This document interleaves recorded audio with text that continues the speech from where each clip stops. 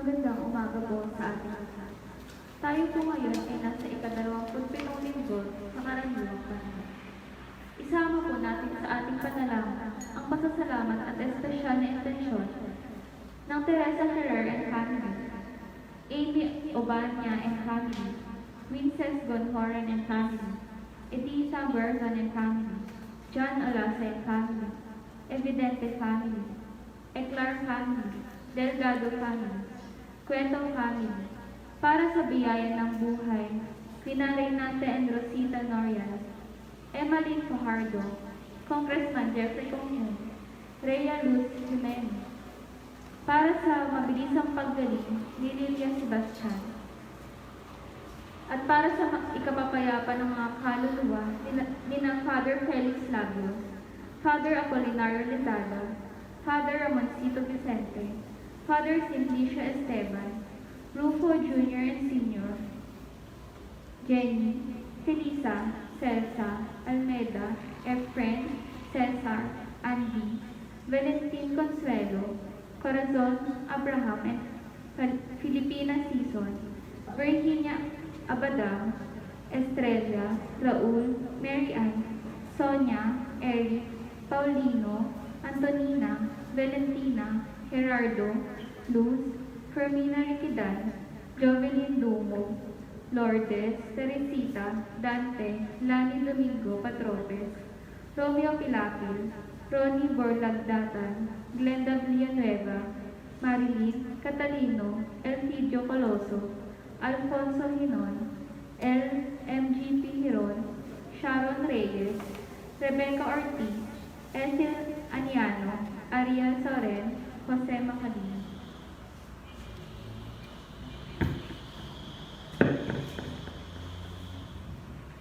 Ayon kay San Juan Pablo Ikalawang, ang pamilya ay isang domestic church, ang pinakamaliit na unit ng simbahan. Dito dapat unang nararanasan ang pag-ibig at pagkalinga. Ang mga magulang ang unang larawan ng pag-ibig ng Diyos, sapagkat ang Diyos ang nagpapabanal sa isang pamilya. Tinuturuan ni Jesus ang ating ebanghelyo, ang mga mag-asawa na magmahalan at manatiling tapat sa isa't isa. Bilang panimula po ng ating pagdiriwang, magsitayo po tayo.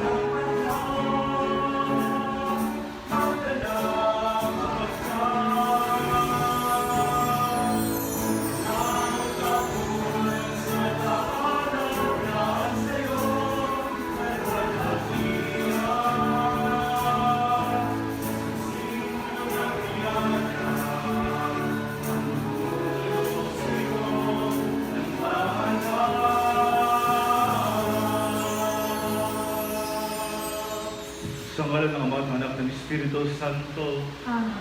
sumainyo ang Panginoon. At sumayin. Mga kapatid, tayo na sa 27 linggo sa karaniwang panahon. Aminin natin ngayon ang ating mga kasalanan upang tayo maging marapat sa pagdiriwang ng banal na paghahayag na dudulot ng kapatawaran ng may kapal. Panginoon, kami nagkasala sa iyo. Panginoon, kaawaan mo. Kaya naman, Panginoon, ipakita mo na ang pag-ibig mong wagas. Kami ay binapin at sa kahirapan ng iyong iligtas. Kaawaan tayo ng makapangyarihang Diyos, patawarin tayo sa ating mga kasalanan at patnubayan tayo sa buhay na walang hanggan. Amen. Amen.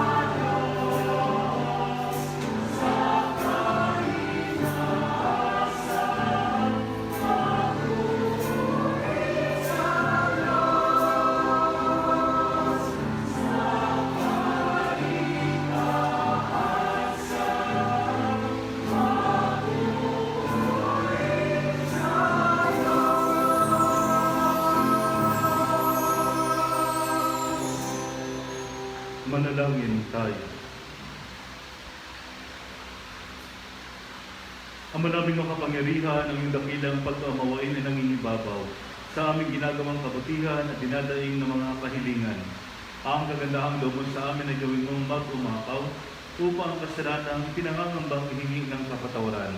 Nang budhin naming takot na ikaw ay lapitan, ay iyong patawarin ng lubusan.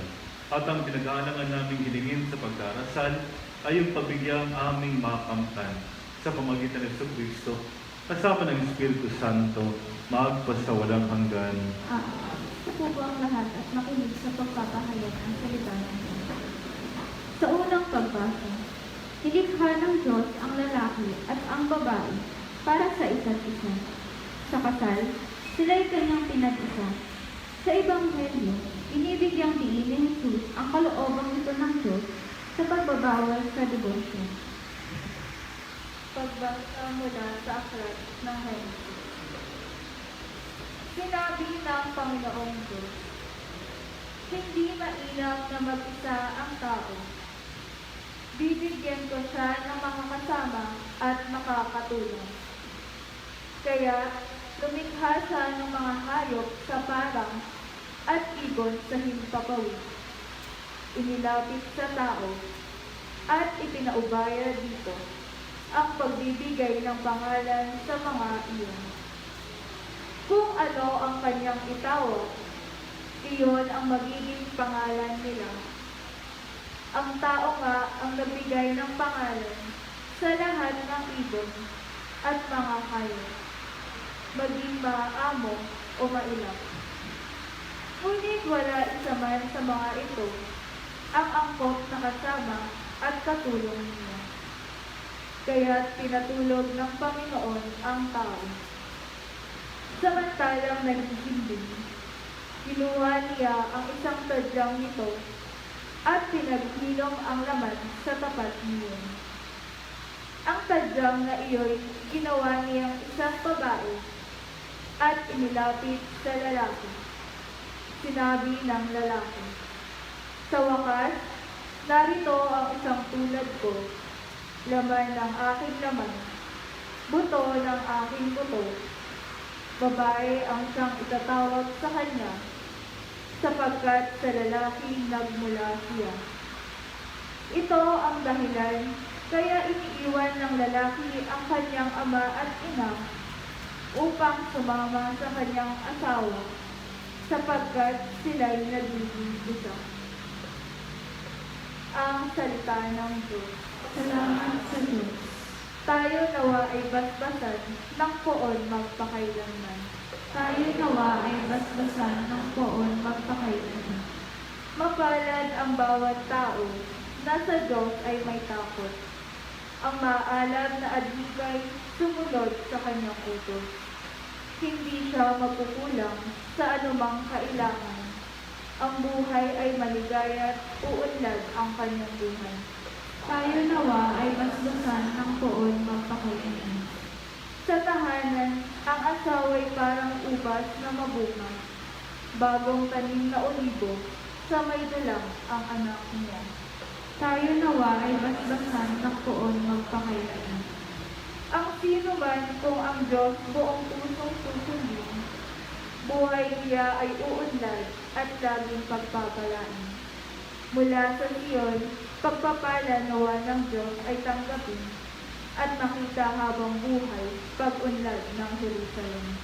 Tayo nawa ay basbasan ng poon magpakailanman. Ang magiging iyong apo, nawa ikaw ay abutin. Nawa'y maging mapayapa itong bayan ng Israel. Tayo nawa ay basbasan ng poon magpakailanman. Sa ikalawang pagbasa, sa pagiging tao at pagdanas ng kamatayan, naging tunay na kapatid natin si Jesus. Muli niya tayong inaakay sa pag-ibig at buhay ng Diyos Ama. Pagbasa mula sa sulat sa mga Hebreo. Mga kapatid, alam natin si Jesus, bagamat sandaling panahong nababa kaya sa mga anghel, ay binigyan ng karangalan at kadakilaan dahil sa kanyang pagkamatay. Dahil sa pag-ibig ng Diyos, niloob na ni Jesus ay mamatay para sa ating lahat. Sa pamamagitan ng mga pagtitiis, siya ay pinapaging ganap ng Diyos na lumikha at nangangalaga sa lahat ng bagay upang makapagdala ng marami sa kaluwalhatian. Marapat lamang na gawin niya iyon sapagkat si Jesus ang pinagbumulan ng kanilang kaligtasan. Si Jesus ang nagpapabanal sa kanila at iisa ang Ama na nagpapabanal at nang pinapaging banal. Kaya't hindi niya ikinahiyang tawagin silang mga kapatid. Ang salita ng Diyos. Salamat sa Diyos. Magsitayo po tayo.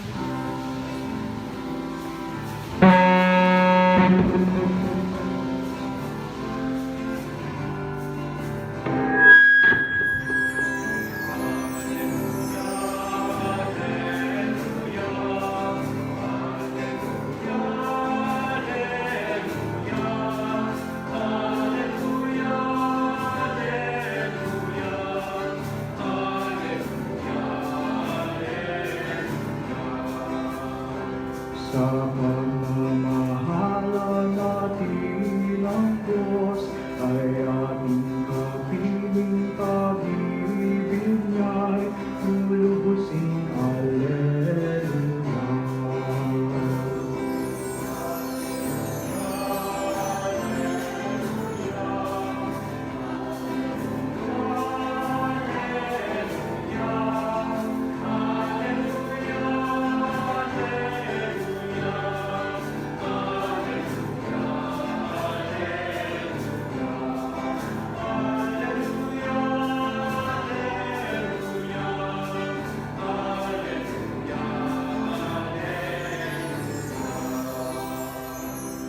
Sumainyo ang Panginoon.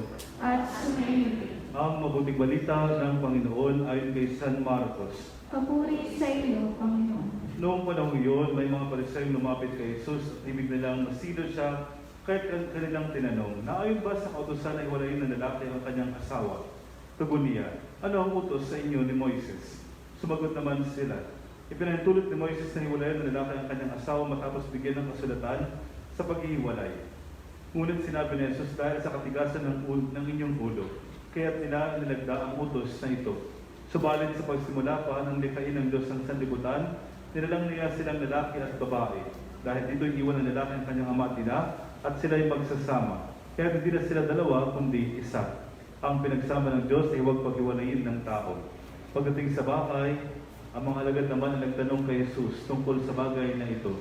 Sinabi niya sa kanila, ang sino man lalaking humiwalay sa kanyang asawa at mag-asawa sa iba, ay gumagawa ng masama sa kanyang asawa. Siya'y nangangalo niya. At ang babaeng humiwalay sa kanyang asawa at mag-asawa sa iba ay nangangalo niya rin. May nagdala ng mga bata kay Jesus upang hiniging ipatong niya sa mga ito ang kanyang kamay. Ngunit pinagwikaan sila ng mga alagad. Nagalit si Jesus nang makita ito at sinabi sa kanila, pabayaan ninyong lumapit sa akin ng mga bata. Huwag niyo silang sawayin, sapagkat sa mga katulad nila naghahari ang Diyos. Ito ang tandaan ninyo. Ang sino mang hindi tumatanggap sa paghahari ng Diyos sa dating isang maliit na bata ay hindi makapabilang sa mga pinaghaharian niya. At kinalong ni Jesus ang mga bata. Ipinato ang kanyang mga kamay sa kanila at pinagpala sila. Ang mabuting balita ng Panginoon. Pinupuri ka namin, Panginoong Jesucristo. Magtiupo po tayo. Magandang umaga po sa inyong lahat. Yung ating Ebanghelyo ngayon ay tumutukoy sa dalawang sakramento tungkol sa kasal at saka tungkol sa binyag. Pag nag-interview ako ng kasal, lagi kong tinatanong at pinalalabas yung sagot na kung saan kailangan nilang marinig ng mabuti upang panghawakan nila habang sila ay mag-asawa. Ang tanong ko lang naman ay simple, ba't sila magpapakasal? Samantalang marami namang hindi nagpapakasal. O kaya naman ba't magpapakasal sa simbahan? Samantalang sa yung iba, kay mayor nagpapakasal. O kaya naman sa judge ba? Tama ba? O hindi ko alam kung kanino. Pero bakit sa simbahan? Sa bandang dulo, sa awat ng Diyos, sasagot naman sila dahil mahal nila ang bawat isa. Pag minsan may sagot pang gusto namin lumagay na sa tahimik. Ay, hindi tahimik ang pupuntaan ninyo, hindi ba? Totoo ba yun? Kasi nakikita ko dun sa ibang bahay, nagtatapunan ng kung ano-ano. Tahimik ba yun? Hindi naman eh, no?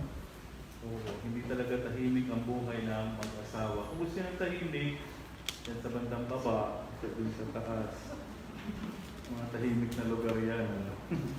Pero ang pag-aasawa, hindi at parang sumakay ka sa medyo bangka, tapos malakas ang naglaragas ang tubig sa ilog, ganun, sumakay ka ng ganun. Yun ang pag-aasawa.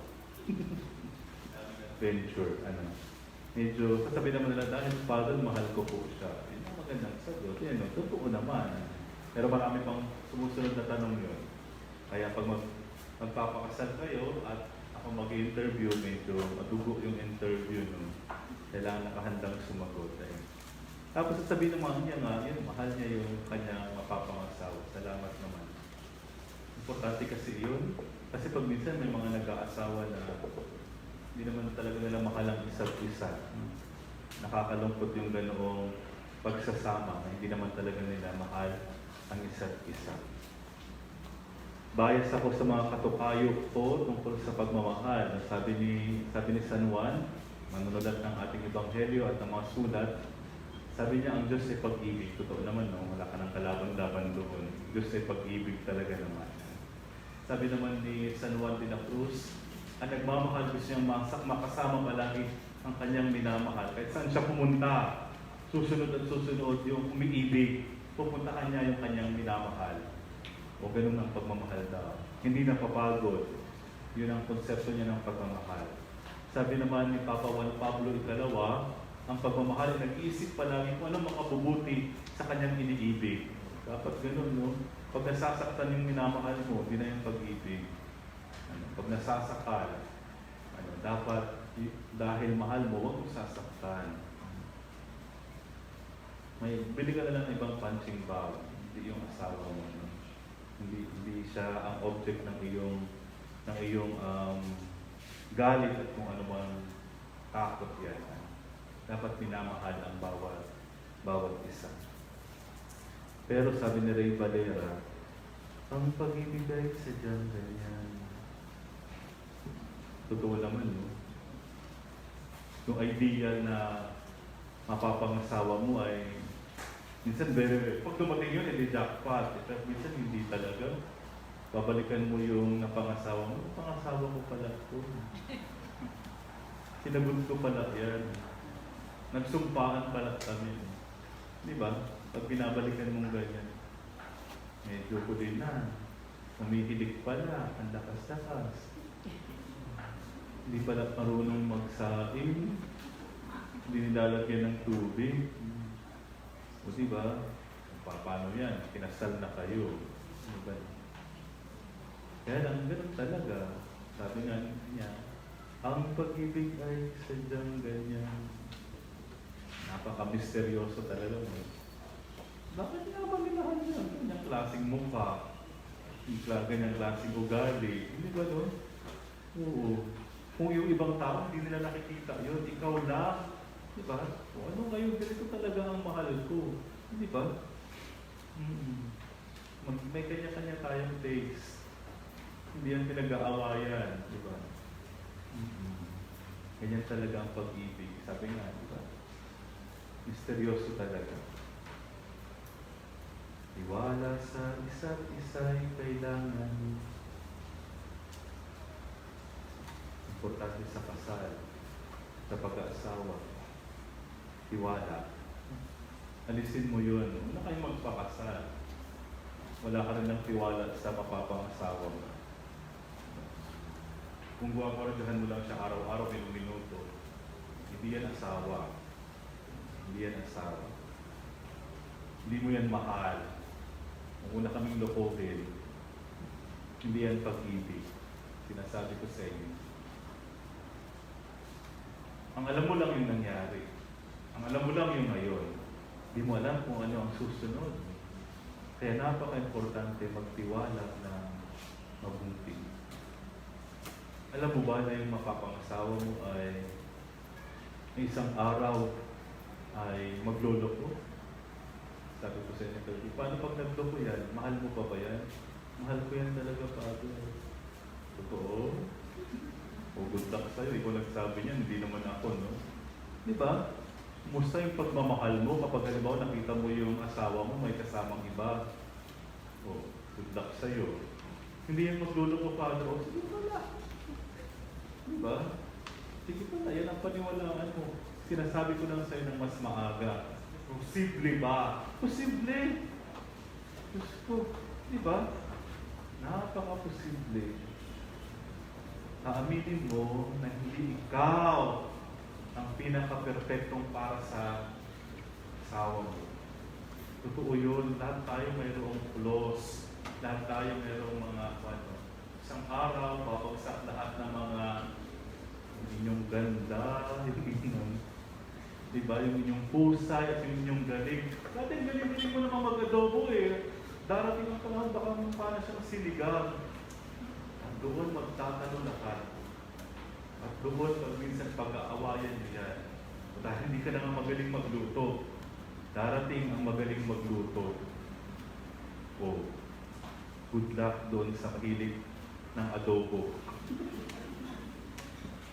Sasabihin ko rin sa'yo, pag halimbawa yung asawa mo hindi na marunong magluto dahil yun nga ang ginusto niya, bakit gusto mo pakasalan niya? Sabi niya, kasi Father, ang sarap magluto. Kasi Father, maasikaso. O pag nagkaanak na yan, 10 agad. Ay, ang baboy, hindi na. Dahan-dahan naman yun. At taon-taon, no? Salamat sa Diyos at mayroong ganun, no? Umaasikaso ka pa ba? Hindi na. Di ba? Ang hirap kaya ng sunod-sunod ang anak. O, hindi niyo na maasikaso yung asawa ninyo. O, pag hindi ka na maasikaso ng asawa mo, darating ngayon ang maasikaso. O, good luck sa pagmamahal mo. Di ba? Mahal mo pa ba yung hindi nag-aasikaso sa'yo? Eh, darating yung mas maasikaso. O, good luck sa'yo.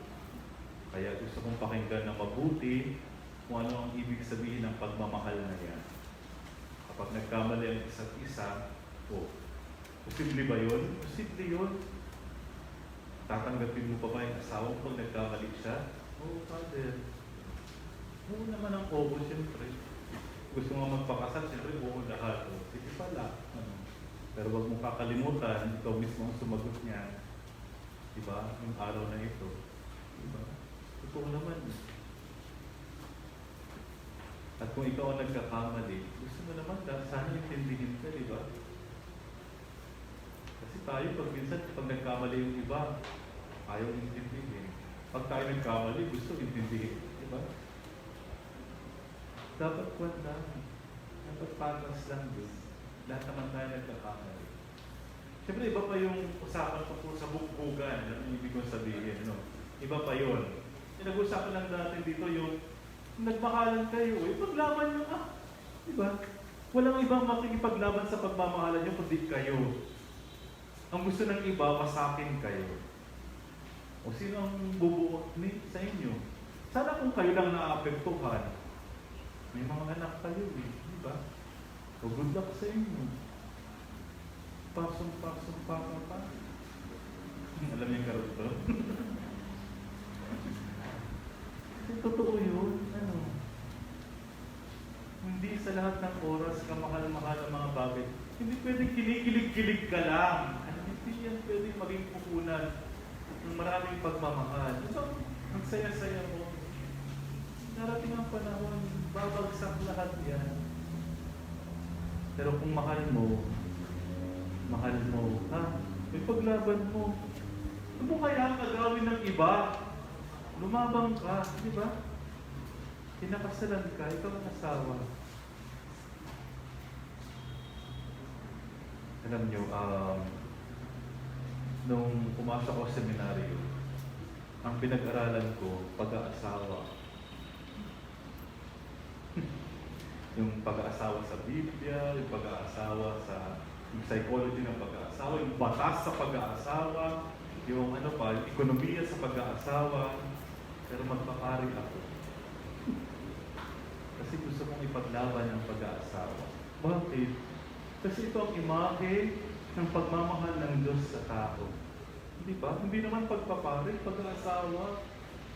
Wasakin mo ang pag-aasawa, wasak lahat. Pati pagpapari, wasak. O kaya aalagaan natin yun. Ibigyan natin ng magandang pundasyon. Diba? Gusto mong mag-asawa, ngayon pa lang, pagdasal mo na yung papangasawa mo, kahit hindi mo pa siya kakilala. At isang koneksyon ninyo, si Lord. O mabigat na kung yun. Diba? Pundasyon. Lord, di ko ba nakikilala? Pagdasal mo siya, sana dumating. Yan na ba yan, Lord? Wala na bang iba? Yan talaga yun. You know what I mean? Mahalaga, tiwala. Pagkatiwalaan mo yung asa. Pagkatiwalaan mo yung sarili mo, pagkatiwalaan mo ang Diyos. Gano'n naman ang kailangan. Gano'n naman ang kailangan. Importante yun. Maliligaw tayo doon, masisira ang lahat ng bagay. Masisira ang lipunan. Masisira ang simbahan. Can you imagine? Yung pari nanggaling sa sabog na pamilya, sabog din siya. Kung anong sasabihin niya at gagawin niya sa loob ng simbahan, o di one firecrackers. Sumasabog-sabog din. Hindi kayo dapat magulat. May mga iskandalo sa loob ng simbahan. Bakit? Saan nanggaling? Sa bahay. Sa pamilya. Doon magbuhugat lahat. Kaya dapat din ang alagaan. Ito kasi ang kinakuan ng demonyo. Hindi niya kaya ang simbahan. O ang pamilya ang sisirain niya. Para masira ang lahat. Para masira ang buong lipunan. Diba?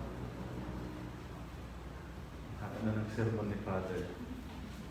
Dati mong pag-ibig, wala ako. Pakialam. Dapat ganun naman, di ba? Dapat, pag mag-aasawa kayo, at mahilig kayo maglaro ng kung ano-anong ML, may asawa ka na, bitawan mo na yung love mo sa ML, di ba?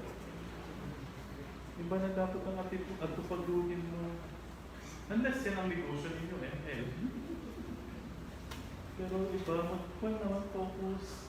Ang hirap ng pag-aasawa, di ba? Totoo ba?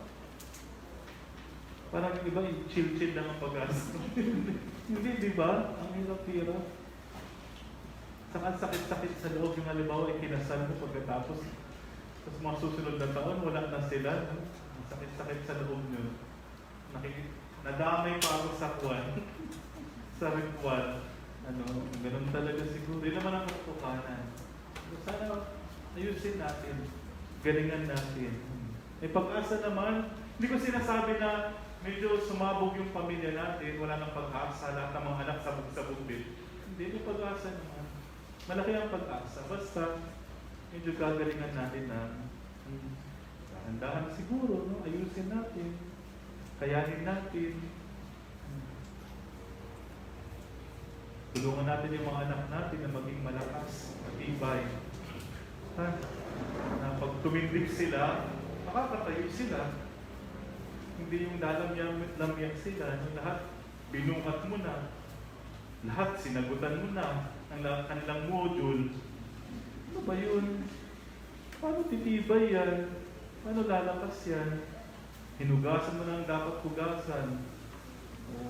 Nawawa yung anak mo pag nag-isa na. Isang araw mawawalan tayo. Anong gagawin niya? Maawag naman kayo. Kung ayaw nyo silang masaktan, iba ang mananakit dyan. At mas mahirap yun, hindi sila handa. Alam niyo sana ibig ko sabihin ng pananakit, huwag yun naman laguhin, huwag naman ganun. Kaya utusan yung magpalit ng bubong.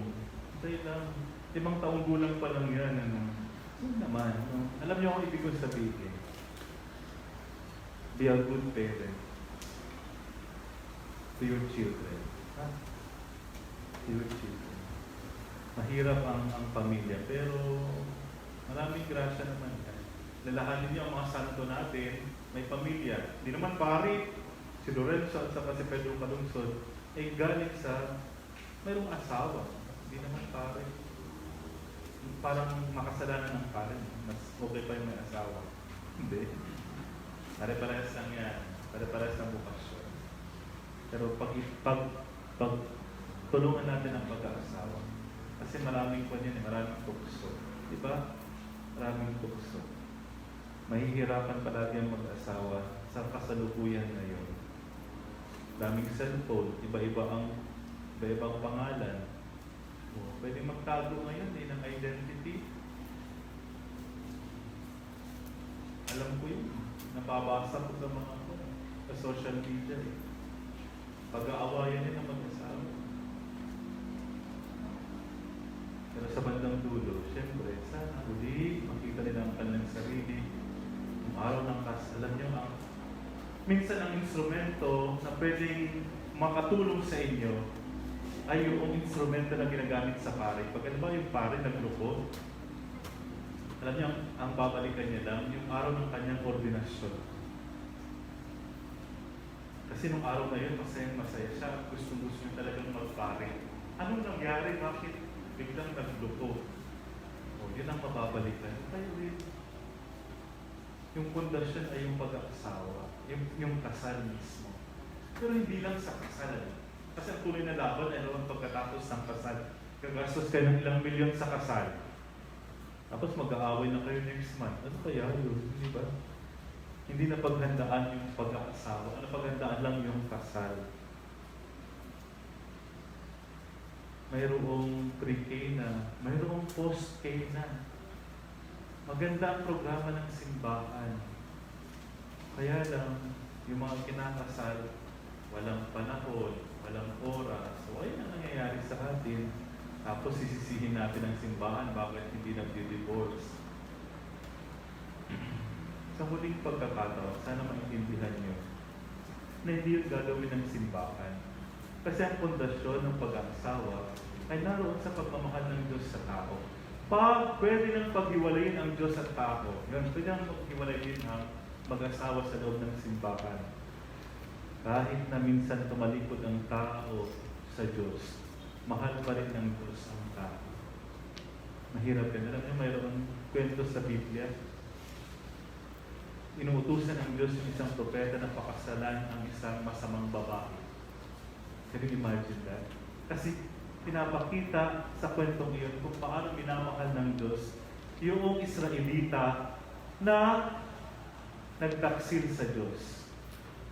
Ang imahe, di ba, ang kasal, ang pag-aasawa ay parang pagmamahal ng Diyos sa tao.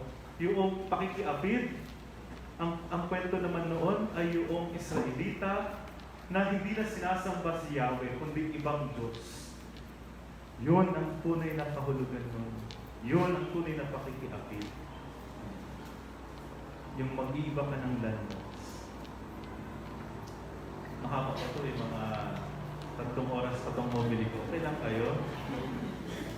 Sabi ko kasi sa inyo pinag-aralan ko talaga ito At medyo passionate ako tungkol dito. Gusto ko talaga, marami namang malapit sa akin na mag-asawang, yung alam nyo, yung nagkakasakitan. Kasi may pag-asa yung silang parehas lalapit. Ang lalapit lang sa akin yung babae lang. Walang mangyayari dyan, di ba? Lalapit lang yung lalaki. May black eye. Walang mangyayari. Pag silang parehas, malaki ang pag-asa. Kahit nagkakasakitan sila, pero pag lumapit sila at humingi ng tulong, may pag-asa yan. May pag-asa. Tutulungan naman natin, siyempre. Ang pag-ibigay sadyang ganyan, tiwala sa isa't isa'y kailangan. Dati mong pag-ibig, wala akong pakialam. Basta't mahal kita maging sino ka man. Mahal kita, basta't mahal kita. Iniisip nila ay hindi mahalaga. Mahal kita maging.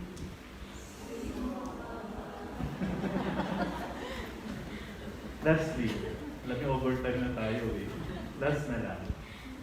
I invite you to, alam niyo, wala namang perfectong pamilya Alam niyo yan. Lahat naman tayo sugatan. Yung perfectong pamilya, nakapakos sa puso yung anak nila.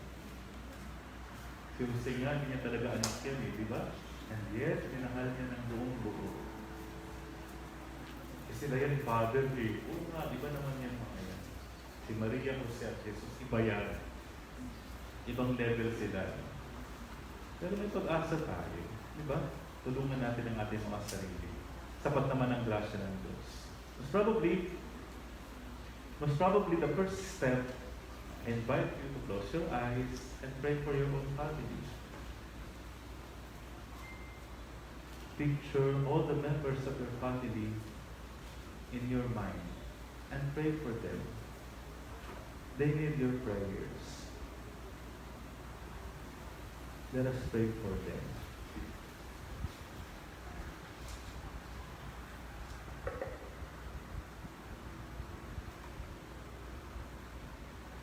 Amen. Magsitayo tayong lahat. Sumasampalataya ako sa Diyos amang makapangyarihan sa lahat, na may gawa ng langit at lupa. Sumasampalataya ako sa Diyos amang makapangyarihan sa lahat, na may gawa ng langit at lupa. Sumasampalataya ako kay Kristo, isang anak ng Diyos, Panginoon nating lahat. Nagkatawang tao siya lang ng Espiritu Santo. Pinanganak sa pinagpakasahan ng Poncio Pilato. Ipinako sa krus sa matayang dilim. Naawag sa kanaroon ng mga yumao. Nang may kasang araw na buhay na maguli. Umakyat sa langit. Nalutlog sa kanan ng Diyos sa mga makapangyarihan sa lahat. Doon nagmula parito at hukom sa namabubuhay na mamatay na tao. Sumasampalataya naman ako sa Diyos, Espiritu Santo, sa banal ng simbahan Katolika, sa kasamahan ng mga banal, sa kapatawaran ng mga kasalanan, sa pagkabuhay na maguli ng mamatay na tao, sa buhay na walang hanggan. Amen. Sa pag-ibig tayo nilikha ng Ama, sa parehong pag-ibig tayo pinagbubuklod, tumulog tayo sa kanyang mapagpalang pag-ibig na hindi nagmamali. Idalangin natin, Panginoon, dinggin mo kami. Panginoon, bibigyan mo kami. Para sa mga pastol ng simbahan, maging buhay na tanda nawa sila ng dakilang pag-ibig ng Diyos sa harap ng mundong puno ng puot. Manalangin tayo. Dinggin mo. Para sa mga leader ng mga bayan, pag-ibig nawa ang manaig sa kanilang mga puso upang makapaglingkod sila ng matiwasay. Manalangin tayo. Panginoon, dinggin mo. Para sa mga mag-asawa at kanilang pamilya, maging sentro nawa ng kanilang relasyon ang Diyos upang sa mga pagkakataon ng hidwaan, matanto nilang sila'y dapat maging tanda ng pag-ibig ng Diyos sa mundo. Manalangin tayo. Panginoon, dinggin mo kami. Para sa mga may sakit at may matinding pangangailangan, kalingayin nawa sila ng pag-ibig ng Diyos sa pamamagitan ng mga taong may malasakit at pagdamay sa kanilang kapighatian. Manalangin tayo. Para sa mga yumao, madama nawa nila ang pag-ibig ng Diyos sa kanyang piling sa langit. Manalangin tayo. Sa ilang sandali ng katahimikan, itaas natin sa Diyos ang ating personal na kahilingan, gayon din ang mga taong lubos na nangailangan ng ating panalangin. Manalangin tayo. Panginoon, dinggin mo kami. Kung maraming makapangyarihan, bigyan mo ang aming mga panalangin at tugunin mo ang mga pangangailangan namin sa araw-araw. Hinihiling namin ito kay Kristo ang aming tagapagligtas ngayon magpasawalang hanggan. Amen.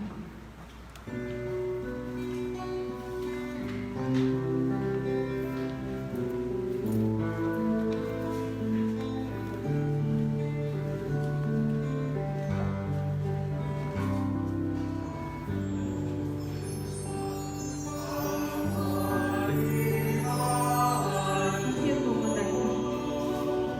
Sa'yo, Panginoon, ay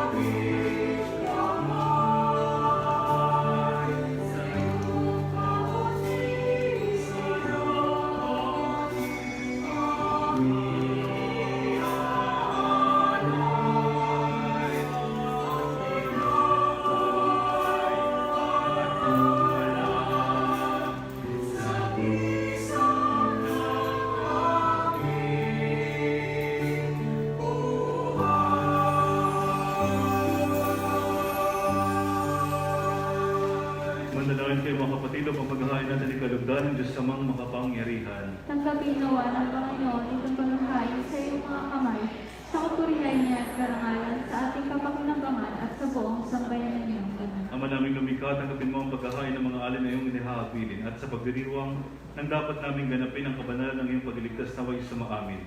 Sa pamagitan ni Jesucristo kasama ng Espiritu Santo, magpasawalang hanggan. Amen. Sumayin Panginoon, At sumayin, itaas sa Diyos inyong puso at diwa. tinaas ng mga sa Panginoon, Pasalamatan natin ang Panginoong ating Diyos. dapat na siya ay pasalamat. Ama naming makapangyarihan, tuloy ang marapat na ikaw ay aming pasalamatan sa pamagitan ni Jesucristo na aming Panginoon. Lubhang nabagod ang kanyang loob sa pagkakamali ng tao sa sinukob. Kahit minabuti niyang siya ipanganak ng Birheng bukod mong pinagpara sa babaeng lahat. Sa labi ng ibig kamatayan kami inago ng namatay mong anak, sa pagkabuhay niya kami kanyang binuhay upang kaugnayan namin sa iyo huwag magwakas.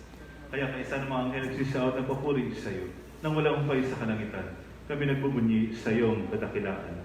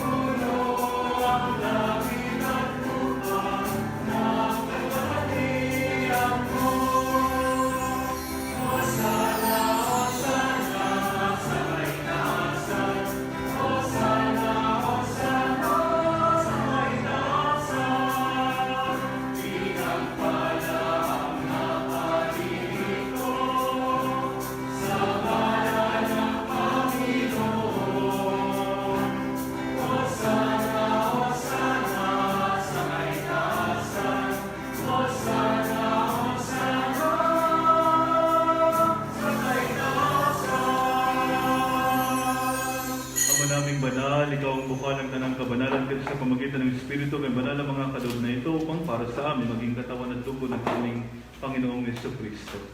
Bago niya pinagtiis ang kusang loob na maging handog, ginawa kanyang tinapay. Pinasalamatan kanya, pinaghati-hati niya yan, nilabot sa kanyang malagad at sinabi, tanggapin yung lahat ito at kanin, ito ang aking katawan na ihahandog para sa inyo.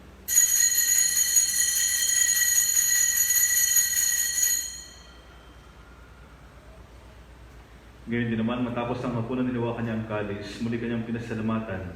Inabot niya ang kalis sa kanyang malagad at sinabi, tanggapin niyong lahat ito at inumin. Ito ang kalis ng aking dugo ng bago at walang hanggang tipan. Ang aking dugo ay ibubuhos para sa inyo at para sa lahat. Sa ikapagpapatawad ng mga kasalanan, gawin ninyo ito sa pag-alaala sa akin.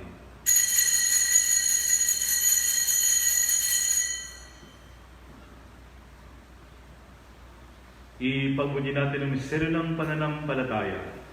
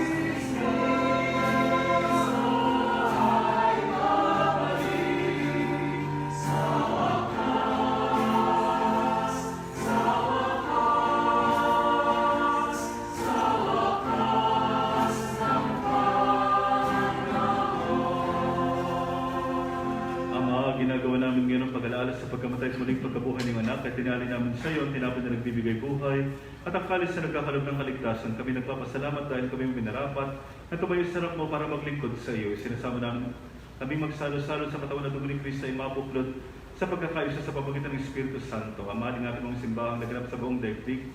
Paspasin mo kami sa pag-ibig kay San Francisco na aming Papa, ni Bartolome na aming Bispo at ang tanang kaparian. Nalahan mo rin ang mga kapatid naming nahinday na may pagkasang sila muling mabubuhay, gayon rin lahat ng pumanaw.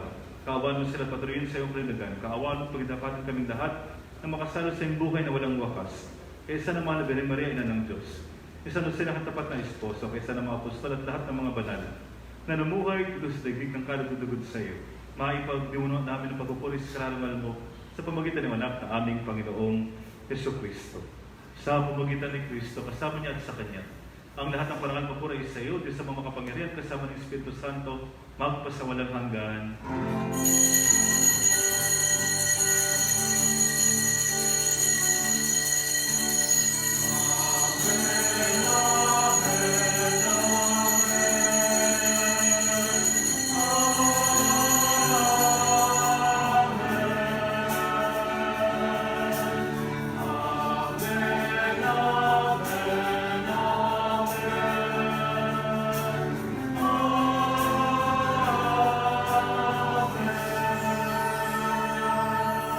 Bilang magkakapatid, sa Diyos naman nating nasa langit, tumawag tayo sa Kanya.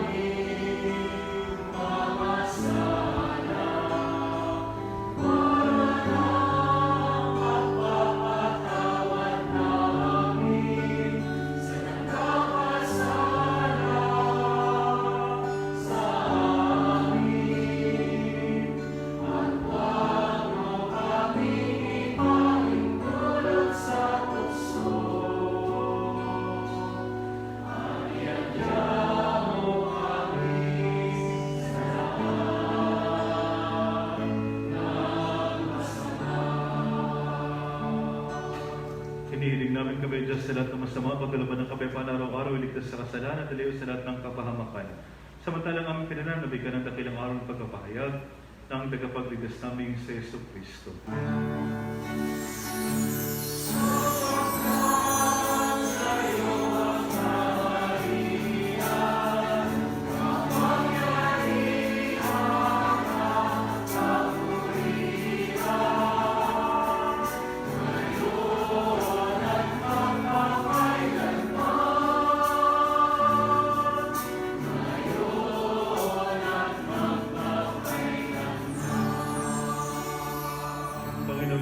Sinabi mo sa mga apostol, kapayapaan ang iniwan ko sa inyo, ang aking kapayapaan ang binibigay ko sa inyo. Kung kayo mga pananampalataya at huwag ang aming mga pagkakasala, pagkaluban mo kami ng kapayapaan pagkakaisa sa iyong kalooban, kasama ng Espiritu Santo, magpasawalang hanggan. Amen. Ang kapayapaan ng Panginoon ay laging sumainyo. At sumainyo. Magbigayan kayo ng kapayapaan sa isa't isa.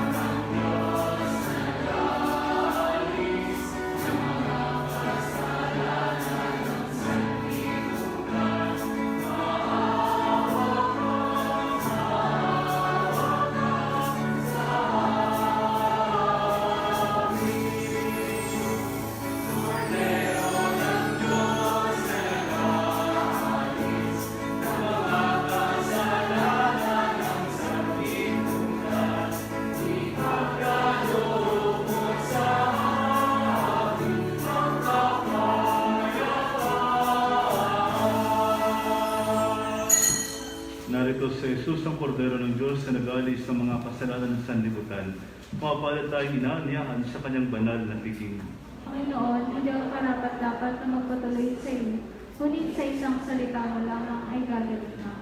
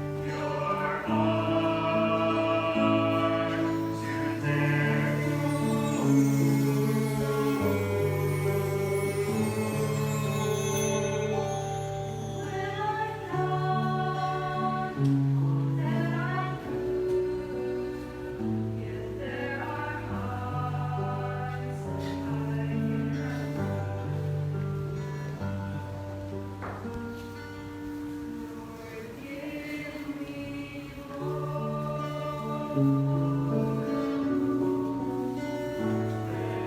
may read your heart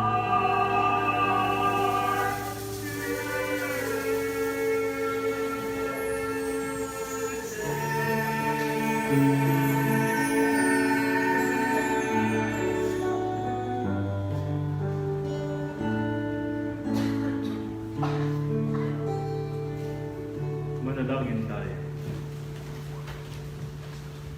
Ama naming mapagmahal, ipagkalumog sa pagsalo namin sa pagkain inuming banal, kami ay maging katawan ni Kristo na aming pinakinabangan sa pamagitan niya. Kasama ng Espiritu Santo, magpasawalang hanggan. Amen. Kaniyahan po lahat ng may makarawan ng buwan ng Oktubre, lumapit lamang po at yung iba po magsiupo muna.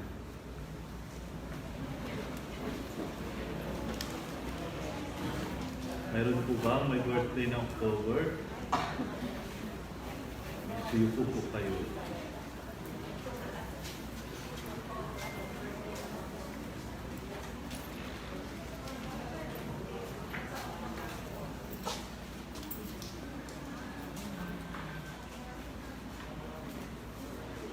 Lumuho po kayo. Ama naming makapangyarihan, basbasan mo ang mga kapatid namin nagdiriwan ng kanilang karawan ngayong buwan ng Oktubre. Pagpalain mo sila sa po ng kanilang mga mahal sa buhay at bigyan mo ang kanilang mga panalangin sa araw-araw. Patatagin mo ang kanilang panampalataya, pag-asa at pag-ibig. At patuloy mo silang gabayan hanggang sila ay sumapit sa iyong kaharian. Hinihiling namin kay Kristo ang aming tagapagligtas at pagpasawalang hanggan. Amen.